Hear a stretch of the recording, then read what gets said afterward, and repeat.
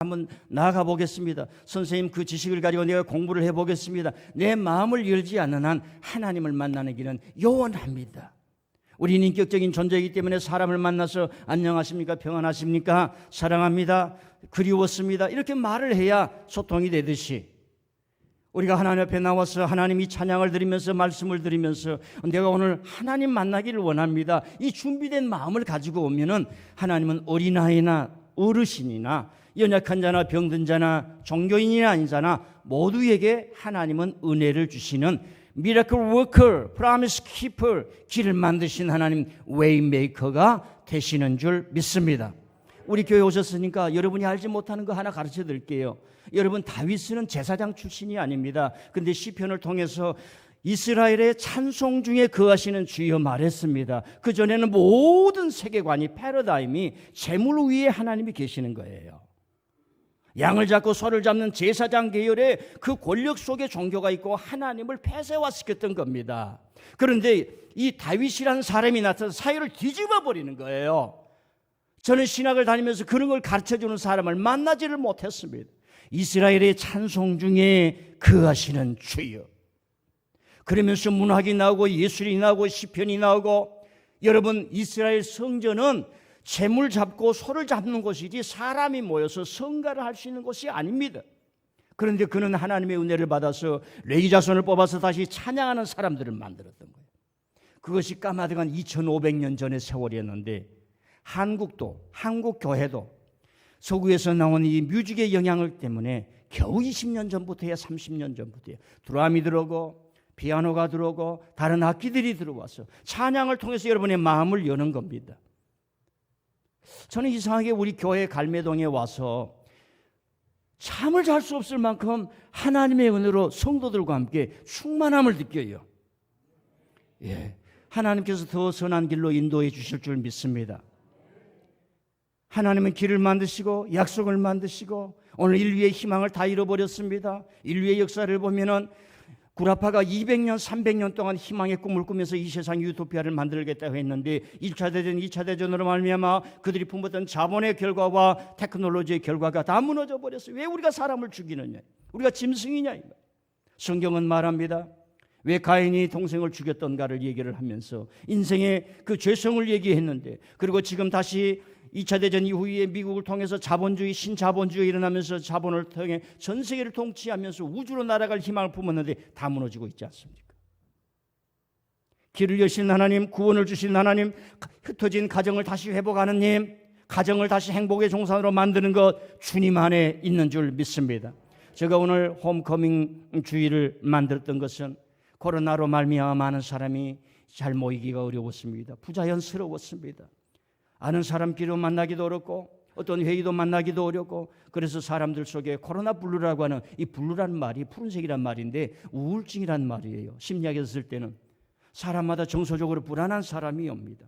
여러분처럼 씩씩하고 군사 같은 사람은 어떤 어려움이 와도 굳건히 서는데, 사람이 심성이 연약한 사람이 있어요. 집에 조금만 오래 앉아있으면 불안한 사람이 있습니다. 너무나 많이 있는 사람이 있습니다.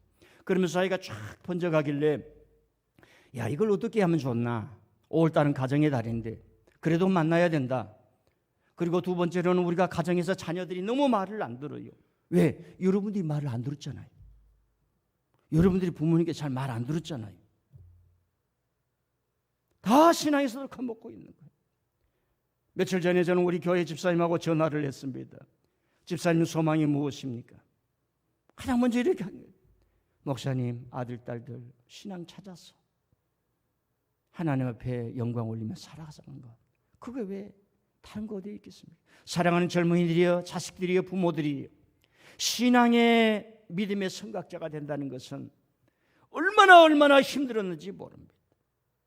과거를 버리고 죄성을 버리고 부모님들이 우리 가정에 주 예수님을 믿고 구원받는 가정을 만들기 위해서, 여러분의 부모님, 아버님들이 신앙의 1세대를 만들기 위해서 얼마나 수고했는지 몰라요.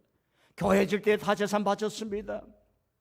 그 열악한 이 한국 박토의 유교와 무교와 불교가 흥행하는 이 무속신앙 속에서 성경에 하나님의 말씀을 세우기 위해 교회를 세우고 선교하는 데 동참하고 그렇게 왔는데, 자녀들은 너무 편한 결과 다 떠나버렸어요. 이걸 새롭게 해야겠다. 우리 자녀들을 한번 초대해야겠다. 그래서 오늘 홈커밍 주일을 하는데 오신 여러분들에게 하나님께서 큰 은혜가 있을 줄 믿습니다.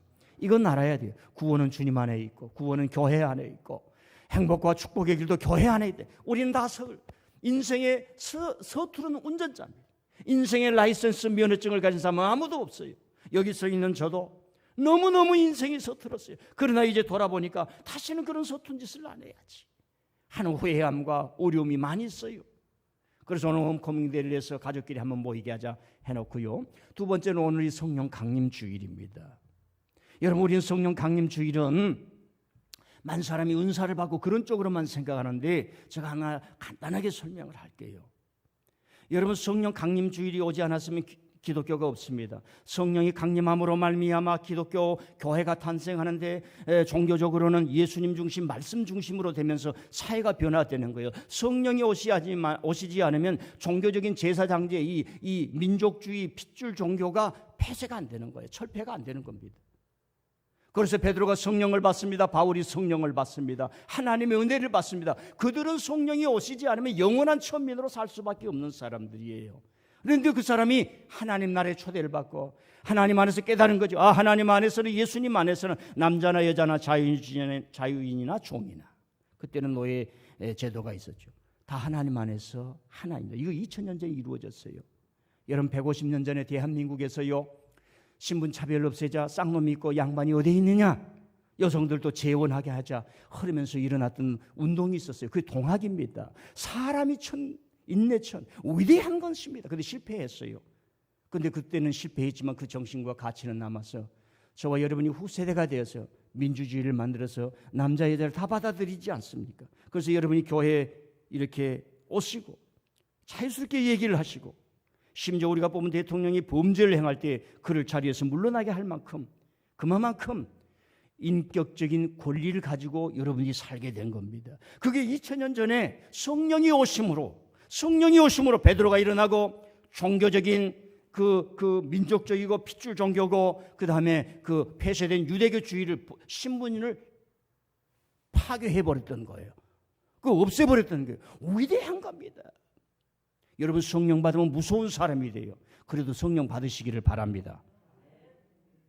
자, 제가 오늘 왜 홈커밍 주일과 성령 강림 주일을 했는지 그 중요성에 대해서 얘기를 했습니다. 제가 몇 주 전에 세무서를 방문을 했습니다. 담당자를 만나서 대화를 나누고 싶어서 갔는데 그분이 오셨습니까? 그래서 제가 좀 대화 좀 하고 싶습니다 해서 갔는데 저리 가자고 그래서 방으로 가는 거예요. 그래서 충격을 받아서 깜짝 놀랐습니다. 이 방에 앉았는데 세상에 감옥처럼 플라스틱으로 전부 다 쎄가지고 그 담당자는 안에서 있고 저는 밖에서 얘기를 하게 되더라고요. 그만큼 지금 코로나로 인해서 서로의 그 불가촉 접촉을 하지 않으면서 우리가 살아가는 사회에 살고 있습니다. 사랑하는 성도 여러분, 저는 처음부터 그랬어요. 코로나도 주의해야지만 더 주의하는 것은 뭐냐? 신앙이 떨어지는 거예요. 여러분, 인생을 성공하기 위해서는 전쟁통에도 공부를 해야 됩니다. 우리 젊은 사람들, 내 인생을 행복하고 성공하기 위해서는 내가 병석에 있을 때도 책을 봐야 돼요. 사랑하는 성도 여러분, 코로나가 있어 집에 있을 때에도 기도하고 교회 아무도 없을 때 혼자 나와서 기도하고 말씀 봐야 신앙이 여러분들을 이끌어가는 동력, 드라이빙하는 파워가 생기는 줄 믿습니다. 지금이 어느 때인데 자꾸 피하면 죽어요. 자꾸 피하면 죽습니다. 여러분, 행동 심리학자들이 얼마나 큰 이론을 발견했는지 모릅니다. 우리가 생각을 할 때 몸이 변한다는 거예요. 좋은 생각을 할 때 우리가 행동이 바꿔진다는 거예요. 사람의 행동을 바꿀 수가 없어요. 인류의 역사는 차별과 제도의 역사이지 않습니까? 노동자들, 천민들, 옛날 당시 어렵게 여겼던 여성들이나 어린이나 흑인들이나 이 노동자를, 외국의 이민자들 불러다가 일을 시키는데 안 되는 거예요. 행동이 안 바뀌는 거예요. 사업주의 시간을 정각에 맞춰서 몇 시까지 불이 났게 일하도록 만들어야 되는데 안 되는 거예요. 그래서 사람의 행동이 어떻게 바뀌냐? 생각을 달리냐? 나는 오늘 은혜 받을 거다 하면 마음이 열려지는 줄 믿습니다. 나는 내 인생을 열심히 살아갈 거야 하면은 IQ가 150에서 160으로 번쩍 순간적으로 점프하는 줄 믿습니다. 예, 우리 교회에서 천재 나올 것 같아요. 자, 우리는 이런 어려운 시기를 지나는데 신앙이 사라지는 것, 기도의 시간이 사라집니다. 헌금하는 양이 줄어듭니다. 주님을 향하는 나가는 시간이 부러집니다. 교회 봉사하는 시간이 줄어듭니다. 저는 우리 교회를 천국이라고 해요. 누구든지 다 와서 봉사할 수 있고 다 쓸 수 있고 청소할 수 있고 누구든지 다 할 수 있어요. 여러분 교회가 커봐요. 할 수가 없습니다. 그렇게 하고 싶어도 안 되는 거예요. 일할 기회, 봉사할 기회, 하나님을 섬길 수 있는 기회, 이 모든 것을 우리 교회는 다 예비되어 있어요. 은혜인 줄 믿습니다. 자, 두 번째로는 하나님께서는 왜 가정을 중요하게 여기고 복을 주실까? 오늘 말씀이 그렇습니다. 내 안방에 앉은 아내는 그 뭡니까? 결실한 포도나무 같고 자식들은 감람나무. 감람나무는 올리브입니다. 전 세계에서 3대 음식이 있는데 그 중에 하나가 올리브 오일이라고 하는 거지요.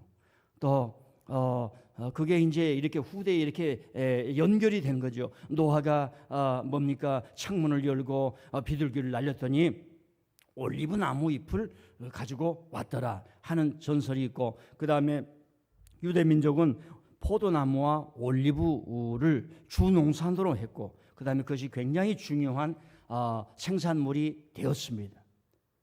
자식들과 아내들은 그렇게 중요하다는 거예요. 그리고 여호와를 경외하는 가정은 이렇게 복을 받을 것이고, 그리고 내가 손이 수고한 대로 먹을 것이라. 여러분, 손이 수고한 대로 먹는다는 것은 너무너무 귀한 거예요. 공부한 대로 점수가 나옵니까? 일한 대로 수입이 들러옵니까? 그러지를 않아요. 세상이 그렇게 되어 있어요. 내가 10시간 일하면 5시간은 뺏어가는 이 구조로 살아가게 되어 있습니다.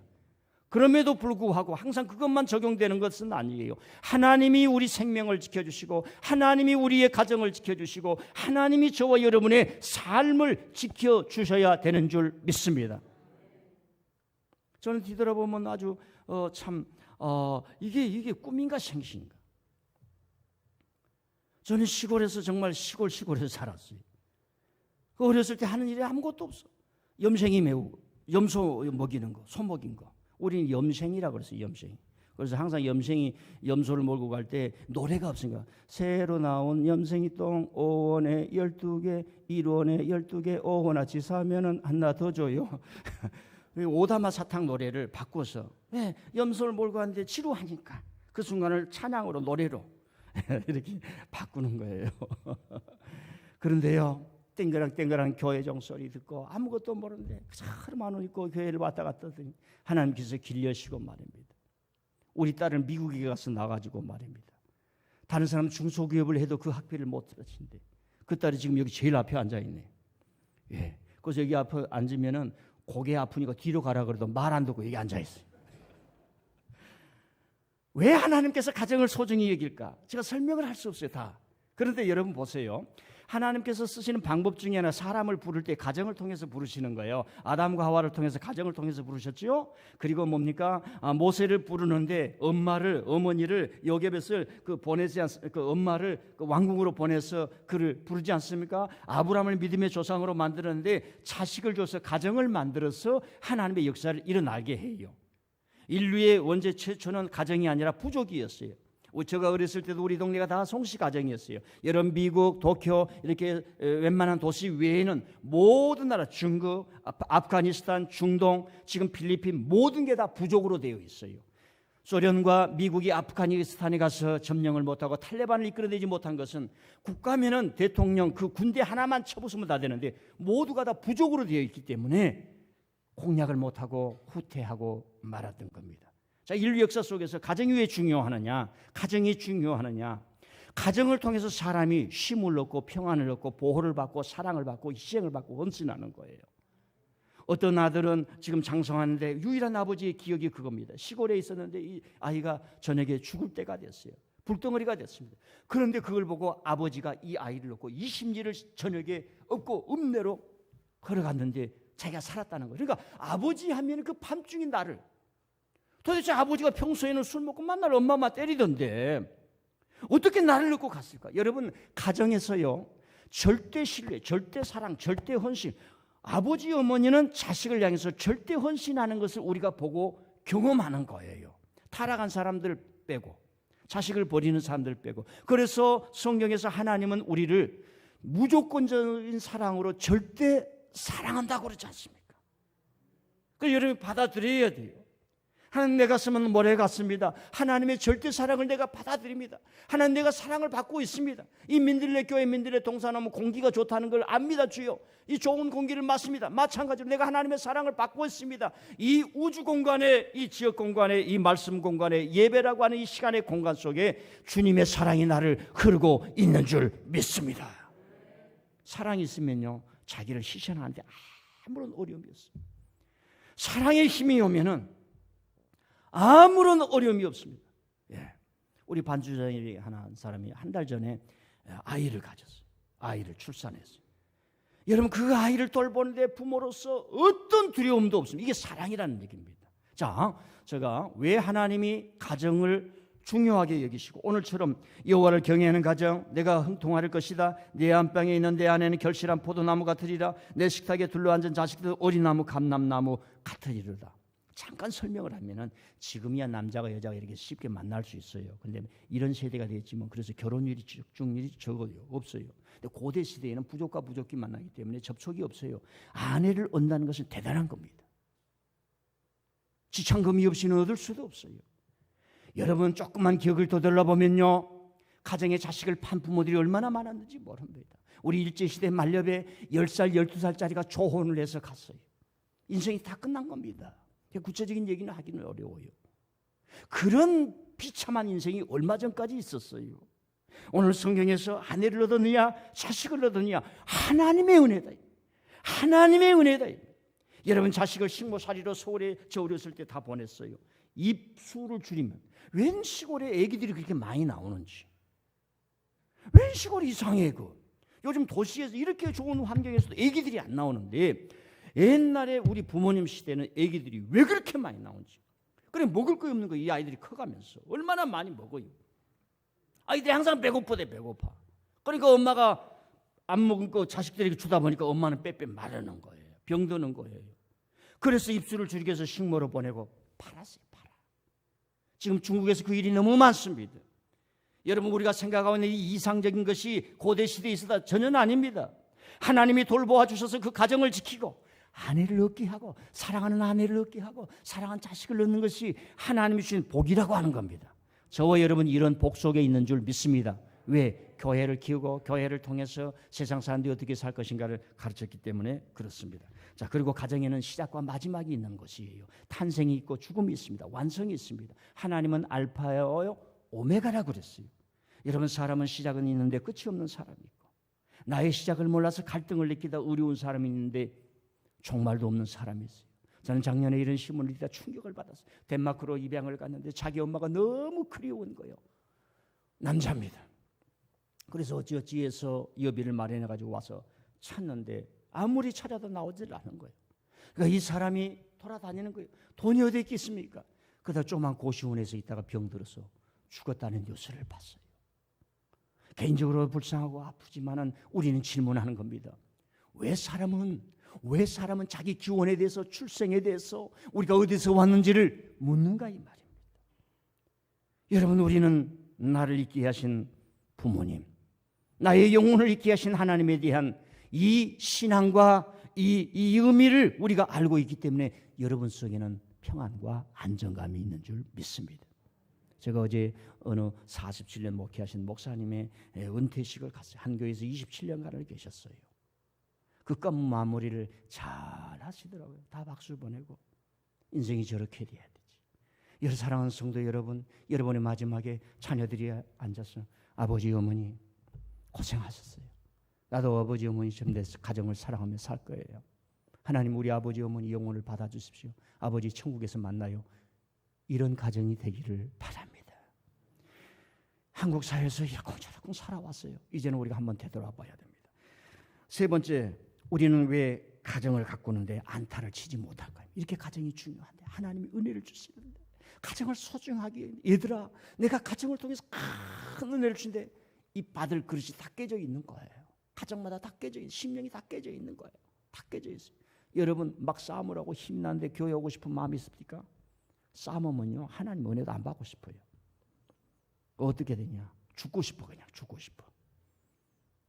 한 번이라도 죽고 싶은 생각 들었으면 솔직하게 아멘. 안 그런 척하지 말아요. 저는 많이 죽고 싶었어요. 그러나 그럴 때 뭐 더 살아야지 하는 마음이 있었기 때문에 죽음보다는 다나토스보다는 이 생명의 리비도가 더 강했기 때문에 오늘 제가 여전히 서 있는 겁니다. 자, 왜 우리는 가정을 가꾸는데 실패할까? 한타를 치지 못할까? 어느 정원사가 있었습니다. 한국의 정원사입니다. 한국의 소나무가 얼마나 중요합니까? 그래서 많은 사람들이 도시화가 되면서 정원이 없는 도시화가 된다. 반드시 정원이 필요할 거다. 사람들은 나무를 그리워할 거다 하면서 이 사람이 소나무를 가꾸기 시작했습니다. 근데 다 죽는 거예요. 그 비싼 소나무를 다 사서 정원을 가꾸는데 다 죽는 겁니다. 1년 가고 2년 가고. 이게 뭐야? 그래서 전문가한테 가서 몇 년을 배우기를 시작합니다. 소나무의 생리, 정원 관리사가 해야 되는 거, 1년에 몇 번 옮겨쉬면서 내성을 기르고 소나무가 어떤 곳에 가더라도 죽지 않는 거, 병충해를 없애주는 거, 그리고 뿌리와 나무의 비율의 관계 다 배우는 거예요. 그 사람이요, 1년에 연수입이 4억 원이다 하는 이야기를 제가 들어보았습니다. 저와 여러분은 가정을 운전하는 거 배우지를 못했어요. 우리 아버지도 가르쳐준 적이 없어요. 얘야, 여성을 대할 때는 말이야 어떻게 해야 되느니라 들어본 적이 없어요. 그리고 여성은 또 남성은 저 아이가 태어난 가운데 어떤 환경을 거쳤기 때문에 저런 환경이 되어 있다 하는 것을 배워본 적이 없어요. 그럴 때는 어떻게 대하는 거예요? 저는 좀 가난하게 살아가고요. 그 다음에 도시에 나가서 하는데 도시에 그 껄렁껄렁한 애들, 요즘 일진애 같은 껄렁껄렁한 애들이 있더라고요. 그래서 돈도 뺏겨봤어요. 근데 이상하게 저는 좀 곤조가 있는 사람이에요. 저들하고 싸움을 할 수는 없지만 내가 져서는 안 된다. 이런 생각이 있었어요. 그리고 사관학교를 갔습니다. 사관학교 가니까 해병대 기지를 가르치는 거예요. 해병대 기지는 맞고 견디는 거야. 일지에서 오는 거. 그러니까 속된 말로 세상 말로 말하면 좀 깡이 생기는 거예요. 그러다 보면 강해진단 말입니다. 이런 성품으로 우리 딸을 대하고 내 아내를 대하면서 초기에 얼마나 어려웠는지 모릅니다. 물러둬도 되는데, 저도 되는데, 그런데 한국의 남자는 지면 안 된다는 것이 너무 사회적으로 많이 주어졌어요. 이게 진실인지 알고 우리가 살아갔단 말입니다. 어디 가서 지면은 약호 죽는 것 같고 열등감이 너무 많은 거예요. 그리고 우리가 돈이 없었어요. 네. 그런 얘기가 있죠. 우리가 가오가 없냐? 돈이 없지. 우리 교인들에게 말합니다. 선한 일에 돈을 쓰는 만큼 자부심이 생깁니다. 다시 말씀드립니다. 선한 일에 돈을 쓰는 만큼 자부심이 생기고 선한 일에 돈을 쓰는 만큼 사람이 따라옵니다. 잘 들으세요. 헌금하는 일에 최선을 다하시길 바랍니다. 저는 나이 40대까지 미국에서 도서관에 있었기 때문에 지갑에 돈이 써본 적이 없어요. 내 삶이 비참해. 한 번은 공부하다가 나왔는데 내 친구, 고등학교 친구가 공군 사관학교를 나와서 무슨 그 비행기 회사 얘기를 하는지 K자로 들어갔는데 파일로트가 됐어요. 90년 동안 돼요. 그때 연봉이 1억이야. 얼마나 약호가 죽든지. 그래도 속에는 그래도 나는 좀 지식이 있지. 왜냐하면 서구에서 knowledge is power, 지식이 힘이다 그랬거든요. 그러다 보니까 이 돈에 대해서 누구 돈을 내가 가져오는 건 아니지만은 그런 것은 전혀 없지만은 여러분 그런 거예요. 그래서 다행히 우리 아내가 많이 서포트를 했죠. 우리 아내 없었으면 제가 생활을 할 수 없지요. 누구한테 가서 꿀리기 싫지요. 자존심은 강하지요. 식사비 내면 내가 먼저 카드를 긁더라도 긁어야죠. 자, 다시 말합니다. 우리가 선한 일에 돈을 쓰는 만큼 여러분에게 자신감이 있다는 거예요. 저는 간단해. 인생이 교회 헌금 낼 때 가장 기뻐요. 아멘. 우리 교회들 따라 하시길 바랍니다. 저는 우리 교회 헌금할 때 가장 기뻐. 우리 나경이는 잘 들어. 네. 자기 자신이 갖는 그 자부심이 있어야 돼. 할렐루야. 천국에 내 아파트는 클 거야. 내 보물을 천국에 쌓아두라. 거기는 동록과 점이 없다. 여러분 코로나로 말미암아 집에 있으면서 다 헌금을 안 해. 안 돼요, 여러분들. 다 헌금해야 돼. 주일마다 정하는 거예요. 주일마다 정해서 내야 돼. 예배 안 갔다고 안 내는 게 아니에요. 할렐루야. 가만 놔두면 그 돈이 다 나가는 거예요. 지금 국가재난기금을 쓰려고 지금 눈에 불을 켜잖아요. 나는 국가재난기금 다 교회 받죠. 그거 내 돈 아니에요. 그러니까 자부심이 생기는 거예요. 그것도 우리 딸도 그럴 줄 알고 자기 이름으로 그 한번 10만 원 나오는데 달라고 얘기도 안 해. 달라 그래봐야 뭐 제가 주겠습니까? 지금 교회에 넣어야 되는데 이 재미가 있는 거예요. 사람은 선한 일을 하는데 돈을 쓰는 만큼 자부심이 생기고 돈을 쓰는 만큼 여러분에게 사람이 따라오는 거예요. 우리 교회에 어떤 청년이요, UDT 청년인데 내가 야, 너 UDT답다 했더니 교회 오니까 성경이 없는데 목사님, 저 성경 하나 가져왔습니다. 국가재난기금을 받았는데 가장 먼저 성경을 하나 샀으니까 이걸 비치하세요. 이렇게 청년이 그러더라고요. 할렐루야. 자, 왜 우리는 가정을 가꾸는데 안탄을 치지 못할까? 공부해 본 적도 없고 가르쳐 준 적도 없어요. 공부하면 돼, 공부. 사람이 누구인가? 어떤 사람인가? 화성에서 온 사람, 금성에서 온 사람, 남자와 여자가 이렇게 다르다고 했는데 그 저자가 20년이 지난 이후에 책을 바꿨어요. 화성과 금성이 서로 다르듯이 남자와 여자는 너무 다르다. 그럼에도 불구하고 같다. 동일하다. 이걸 써놓은 거예요. 할렐루야. 예, 놀라운 이론입니다. 저와 여러분 너무 가까운 요소가 많고요. 여러분 왜 우리가 원수를 미워하지 않고 사랑할 수 있습니까? 같은 게 너무 많아. 같은 게 너무 많아. 왼수 같은 그런 그 가정의 식구들도 왜 이해하고 용서할 수 있어요? 한번 따라합시다. 같은 게 너무 많다. 마지막으로 왜 하나님께서는 가정을 복되게 하실까? 가정을 중요하게 여기실까? 그리고 우리가 살아가면서 우리가 가정을 소중하게 여길 수밖에 없는 이유가 있을까? 간단하게 얘기했어요. 두 번째, 그런 가정을 왜 우리가 운전을 잘 못할까? 간단히 배운 적이 없어요. 배우면 돼요.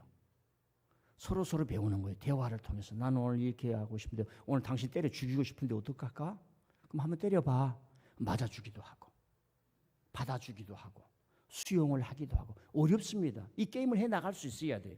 그래서 혼자는 안 되는 거예요. 그래서 목사님이 필요하고 상담사가 필요한 겁니다. 저는 다른 교회를 볼 때마다 가장 부러운 것 중에 하나가 부부 세미나, 가정 세미나, 부모와 자녀의 캠프 이런 프로그램을 운영하는 교회가 너무 좋아. 살다 보니까 가정 속에 모든 게 다 있는 거예요. 거기에서 사랑을 배웁니다. 헌신을 배웁니다. 인간이 살아가야 할 가치를 배웁니다. 온화함을 배웁니다. 유한을 배웁니다. 엄마 아빠가 사랑하는 것을 보고 사랑을 배웁니다. 생일날 못해 엄마가 아빠가 꼭 챙겨줍니다. 그걸 보고 사랑을 배우는 거예요. 그러면서 자기가 인격이 형성이 되고 삶이 형성이 되니까 모든 게 다 가정에서 형성이 되는. 하나님은 가정을 통해서 가정 같은 교회를 통해서 은혜를 주시는 줄 믿습니다. 마지막으로 그러면 우리는 부모님들이 어떻게 해야 되는가? 하나밖에 없어요. 한번 따라합시다. 말씀 중심, 교회 중심, 하나님 중심. 우리 교회는 그렇게 만들어놨어요. 여러분 놀러 와서 라면도 끓여 먹고 밥도 끓여 먹고 고기도 구워 먹었어요. 아이들끼리. 그리고 거기서 찬상하고 기도하고 축복해 주는 거예요. 세계가 다 내게 속하였나니 너희는 내게 내 모든 민족 중에서 내 소유가 되겠고 너희들이 이 말씀을 잘 지키고 내 언약을 지키면 너희는 제사장 나라가 되고 너희는 거룩한 백성이 되리라. 하나님께서 출애굽을 해놓고 노예 같은 사람들에게 모세를 통해서 그들을 가르치는 거야. 야, 너희들은 노예가 아니다. 노예가 아니다 이 말. 노예가 아니다 이 말. 베드로를 부르고 너는 갈릴리 사람이 아니다 이 말. 로마에 내쫓겨나고 예루살렘에서 밀려나고 천덕꾸러기 어부가 아니다 이 말. 너는 예수님의 제자다. 하나님이 직접 보낸 예수님의 제자. 배와 근모를 버리라. 그걸 가르치는 거예요. 여러분 민들레 교인인 줄 믿습니다. 여러분의 부모님들이 얼마나 위대한 일을 했는지 제가 다 말할 수 없어요. 그걸 칭찬하면서 야, 나는 이런 부모님을 모시고 사는구나. 그래, 신동채 목사님이 우리 교회에 오셔서 17년 동안 목회를 했어요. 여러분을 가르치고 말씀을 가르치죠. 집 떠나도 다 헌금은 민들레 교회를 해야 돼요. 왜? 여러분의 모교예요. 모교예요. 아멘. 뒤에도 크게 아멘. 그래서 부모님들이 신앙 중심으로 해야 돼요. 여러분 어린아이들은 잘 따르지 않아. 저는 지금까지 우리 아이들이 미국에 있습니다. 우리 아이들 이름으로 항상 헌금을 바쳐. 항상 헌금을 바쳐.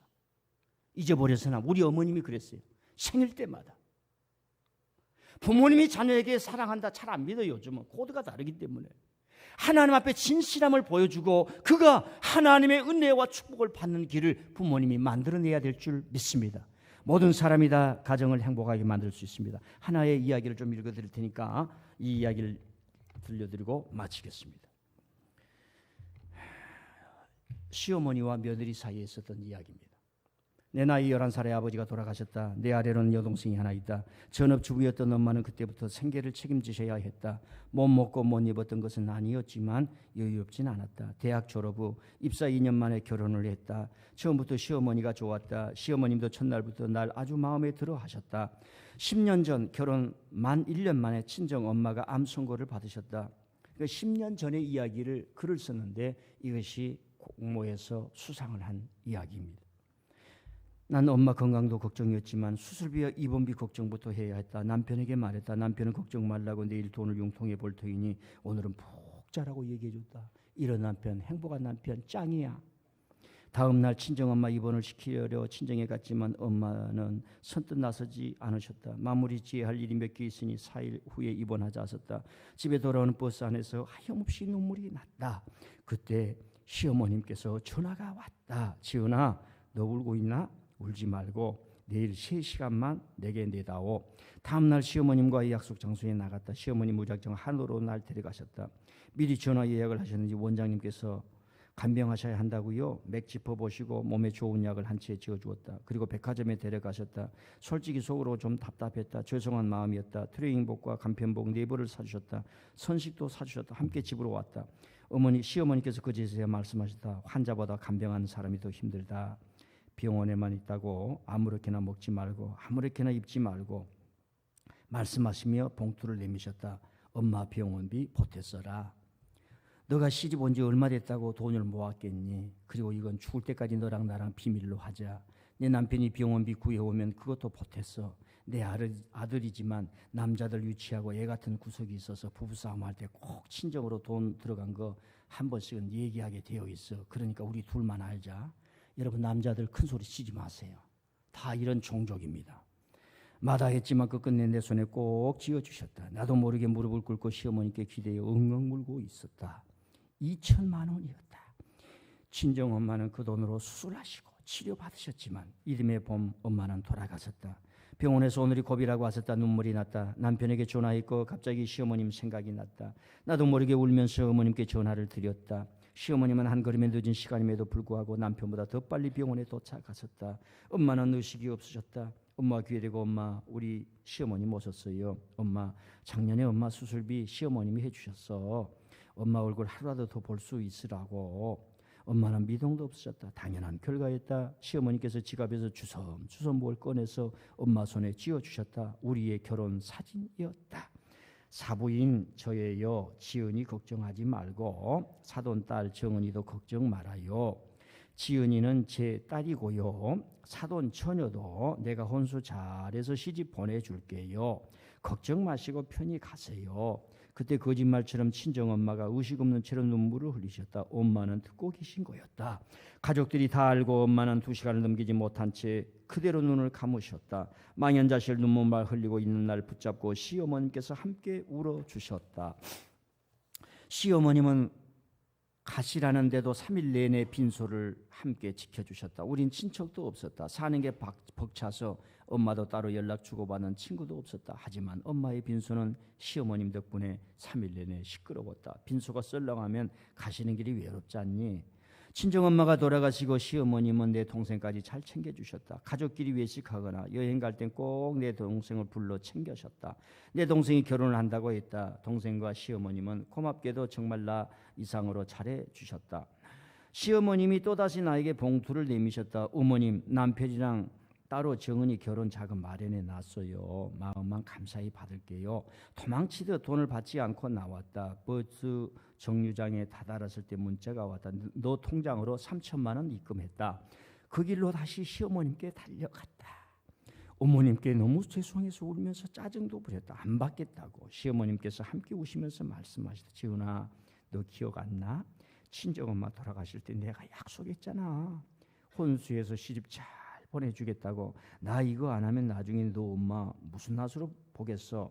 시어머님은 친정엄마에게 혼자 하신 약속을 지켜주셨다. 난 그날도 또 엉엉 울었다. 시어머님께서 말씀하셨다. 순둥이 착해가지고 어디에 쓸고. 쟨 불쌍한 사람이 도움을 주지도 받을 줄도 모르는 사람이야. 그리고 힘들면 힘들다고 얘기하고 울고 싶을 땐 목 놓아 울어버려. 제부될 사람이 우리 시어머님께 따로 인사드리고 싶다 해서 자리를 마련했다. 시부모님 우리 부부 동생네. 그때 시어머님이 시아버님께 사인을 보냈다. 그때 아버님께서 말씀하셨다. 초면에 내가 이런 얘기 괜찮을지 모르겠지만 사돈 처녀 혼주 자리에 우리가 앉았으면 좋겠는데 혼주 자리엔 사실 우리 부부가 앉으려 했었다. 다 알고 결혼하는 것이지만 그쪽도 우리 사람들에게 다 친정 부모님 안 계신다고 말씀드렸을 텐데 다른 사람들 보는 눈도 있고 그랬다. 난 거기까지 생각을 못했다. 내 동생네 부부는 너무도 감사하다며 흔쾌히 받아들였다. 그리고 내 동생은 우리 시아버지 손을 잡고 신부 입장을 했다. 내 동생 부부는 우리 부부 이상으로 우리 시댁에 잘 해주었다. 오늘은 우리 시어머님의 49제이다. 시어머님 돌아가셨네요. 가족들과 동생네 부부와 함께 다녀왔다. 오는 길에 동생도 나도 많이 울었다. 오늘 10년 전 어머니와 했던 비밀 약속을 남편에게 털어놓았다. 그때 병원비 어머님께서 해주셨다고 남편과 난 부둥켜 안고 시어머님 그리움에 엉엉 울어 버렸다. 난 지금 아들이 둘이다. 난 지금도 내 생활비 쪽에서 따로 적금을 들고 있다. 내 시어머니께서 나에게 해주셨던 것처럼 나도 나중에 내 며느리에게 돌려주고 싶다. 내 휴대폰 단축번호 1번은 아직도 우리 시어머님이시다. 항상 나에게 한없는 사랑 베풀어 주신 우리 어머님이다. 우리 어머니 너무 감사합니다. 어머님 가르침 덕분에 제가 바로 설 수 있었어요. 함께 시간 잘 이겨낼 수 있었고 어머님 늘 사랑합니다. 그립습니다. 사랑하는 우리 어머니 아버지들, 가정을 세운다는 것, 믿음의 가문을 일으킨다는 것은 쉬운 길이 아닙니다. 우당탕탕 운전 잘못해서 어떻게 살아왔든지 간에 여러분들은 충분히 위로받아야 하고 위로받을 만한 하나님의 은총이 필요한 사람들입니다. 제언합니다. 오늘 돌아가시거들랑 장모님께 10만 원 이상 보내세요. 시어머님께 10만 원 이상 보냅시다. 여러분, 박토 같은 가정도 하나님의 은혜 안에서 행복의 동산으로 만들어낼 수 있습니다. 여러분들은 하나님의 사랑의 사도입니다. 기도합니다. 하나님 아버지 감사합니다. 홈커밍 주일 코로나 블루로 인해서 우리가 조금은 어떻게 해야 될지 모를 때에 저희들에게 이런 은혜를 주셔서 조촐하지만은 가족을 초대해서 하나님 예배드리게 하심을 감사합니다.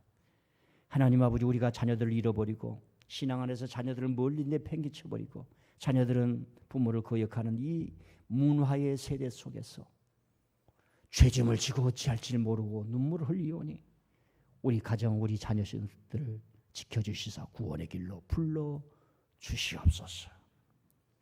교회를 지키고 가정을 지키고 오신 우리 연로 하신 분들 위로하여 주시고, 노후에 병 없는 사람 아무도 없었는데 하나님 아버지 서로 평안과 위로가 거하게 되기를 예수님의 이름으로 기도하옵나이다. 아멘.